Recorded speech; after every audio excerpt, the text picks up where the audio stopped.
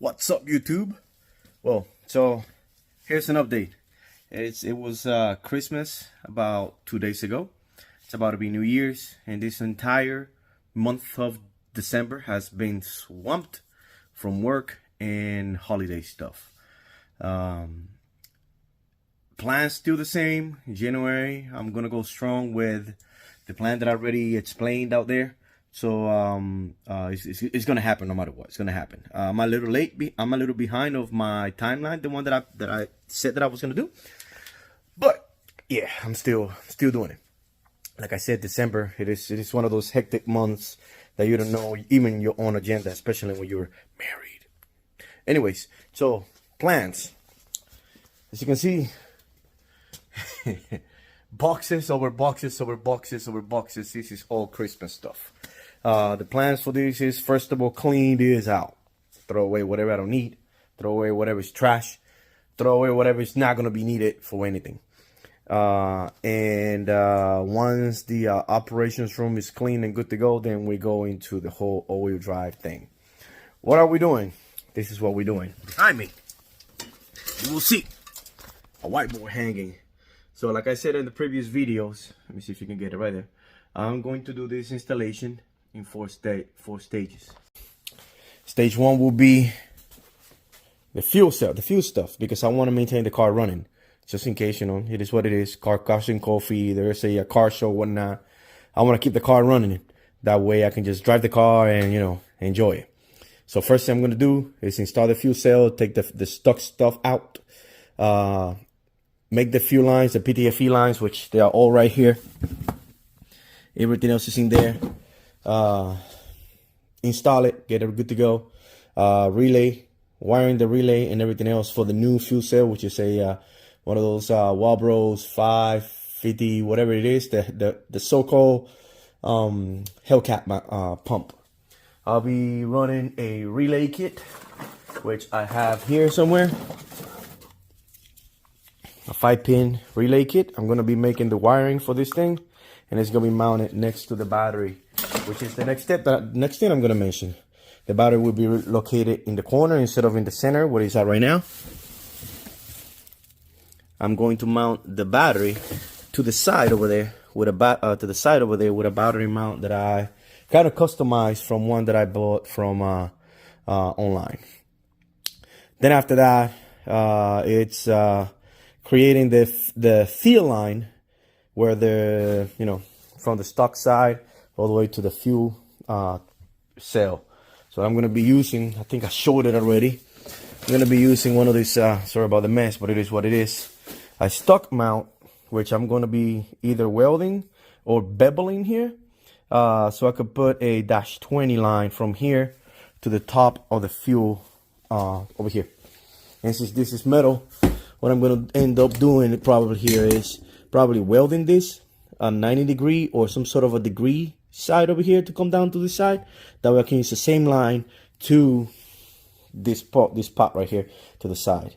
Then a 10 AN fits here like a perfectly fine, and I can just probably do either a vacuum port here or probably next to one of these vacuum lines. It is what it is. It's gonna work no matter what. It's gonna be nice and stock looking. I'm hungry, man. Then after that, I have to do the brakes again.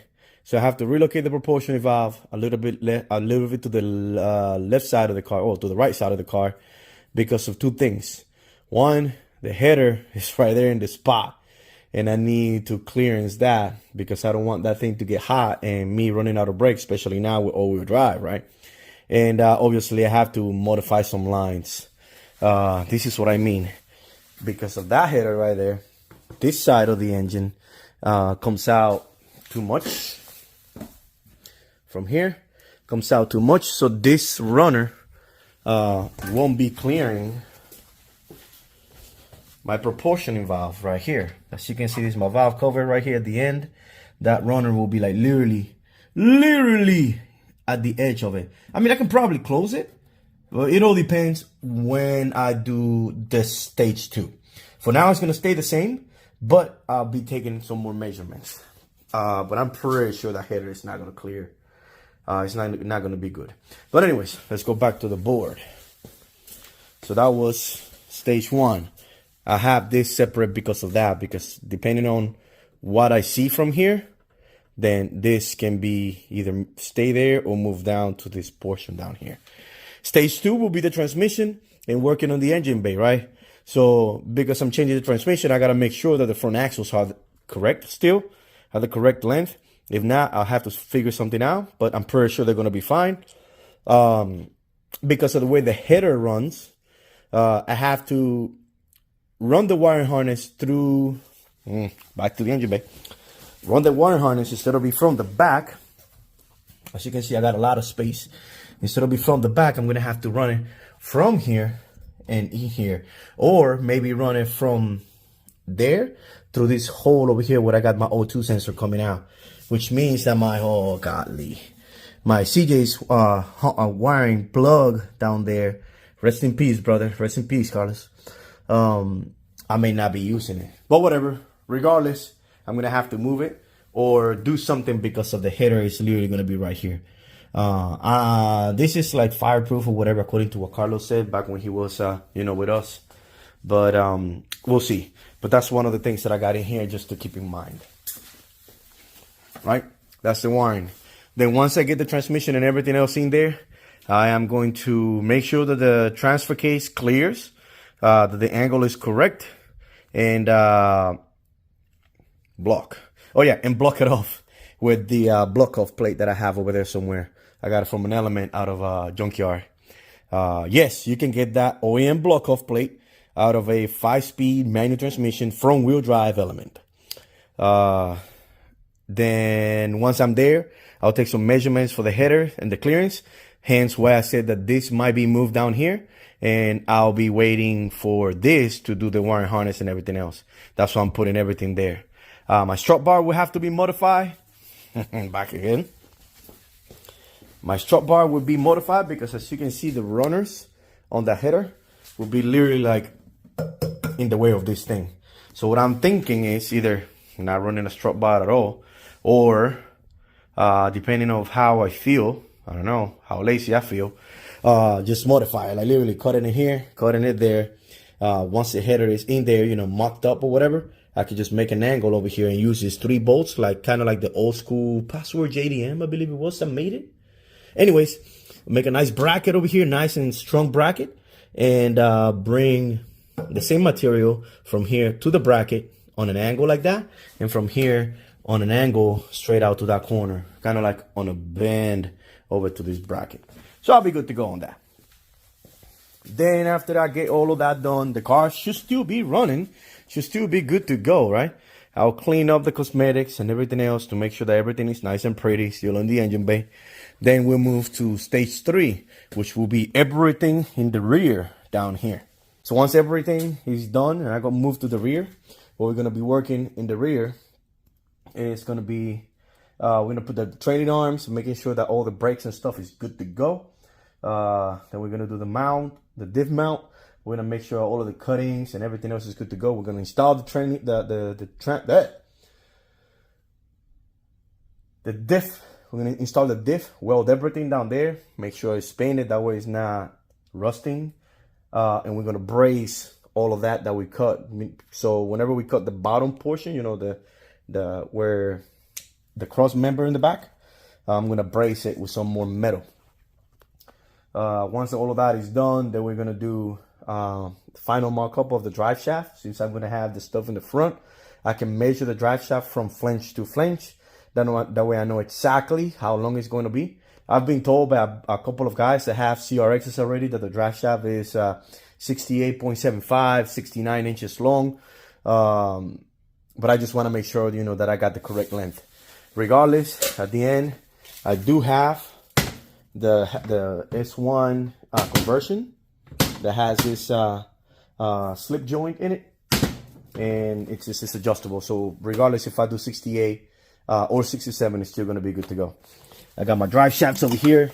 The front portion of it is already pre-cut. Why did I cut it, you may ask? Because it was all bended up and messed up in the front.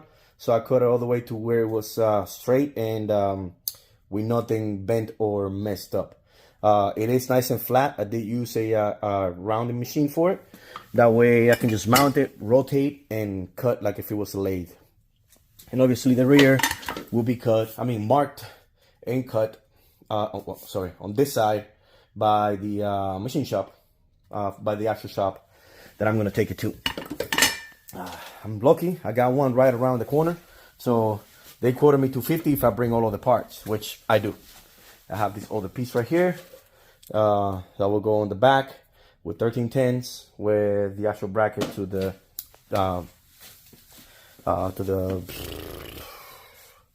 what is it? To the thing in the back. Yeah. Anyways, to the differential in the back. Once all of that is done, then I'll put the axles in the back or the stubbies, whichever, it doesn't matter. And the car will literally still be running. The big bad boy right here with the S1 top mount ready, mucked up to it with the bolts in the whole nine yard, good to go. It's already sealed, it's locked in. I'm not running anything in this because I'm gonna be running a viscous coupler like I mentioned in my prior videos. Once all of that is done, the car should still be drivable because, you know, it has fuel, it has everything, the engine is running, it's blocked off, it's still front wheel drive, the rear bag is already good to go, everything else. So the only thing left to do will be the drive shaft itself, the exhaust. Once I put get the measurements and the angle for the bottom portion of the, where is it at? I think it's over there somewhere. For the bottom portion of the header, you know, the collector in the header. So depending on where I put that to the side, or I don't know, next to the drive shaft, we'll see. That's what I left out to the end. We'll get the drive shaft fabricated and mounted. We'll get the viscous coupler installed because depending on where the viscous coupler is going to go, that's where the drive shaft is going to be cut and how long it's going to be from end to end, literally. Then we get the header installed, and final thing will be the exhaust and fabrication installed. I opted to go with the same exhaust that I have right now. I see at least the same diameter, which is a 2.75. Sounds good. It's not loud, it's not raspy. That way I can just match it up to the bottom angle over here. So once I come from the front of the car to more or less over here somewhere, when it starts like bend over this way and then angle up, that's literally what I'm going to be fabricating. It's just that mid portion right there, that mid section. So everything else from the actual back should be the same. And if I have to modify the angle on top of the axle to bring it up some more to clearance that axle, then so be it. Chop, add another piece, 1 inch or 2 to clearance up, good to go. But yeah, once all of that is done, then literally the car is all-wheel drive. It should be easy. It should be an easy breeze installation. It should be an easy breeze run through, and we should be good to go. I got my rear axles already. Thanks to everybody that sent me information, to include those ones that sent me the wrong info. We'll send it. I got the axles, so kind of eyeball them, measure them with my with a tape measure or whatever from side to side, and I believe I got the correct ones. Once I put the video out, I'll put some information on what axles I use for the EF, because they're definitely not the same if you're going with stock stuff. Like from a CRV or whatever, they're definitely not the same from years to years. Some of them are longer than the others. I don't know if you know that. But once I do the installation and everything else, the final walkthrough of the whole thing, once it's installed, I put every bit of information that I have, to include part numbers for these jokes, make jokes in the whole nine yard, and a bunch of other things that I do have. So stay tuned for that. Sorry for the super late stuff. It is Christmas time. It is New Year's time. So everybody's busy. I'm busy. I got kids. I got a wife. And I'm still working. Unfortunately, I'm not on vacation or anything. So, yeah. 4 stages. Technically 4.5. Once I start cleaning this thing up, throw some of the stuff away, that's when the whole installation goes. And my goal is to keep the car running while this whole thing happens. So one thing at a time. Car stays running and driving. And be good to go. So stay tuned for more. Keep the cars running. Let's make this thing all-wheel drive, and peace.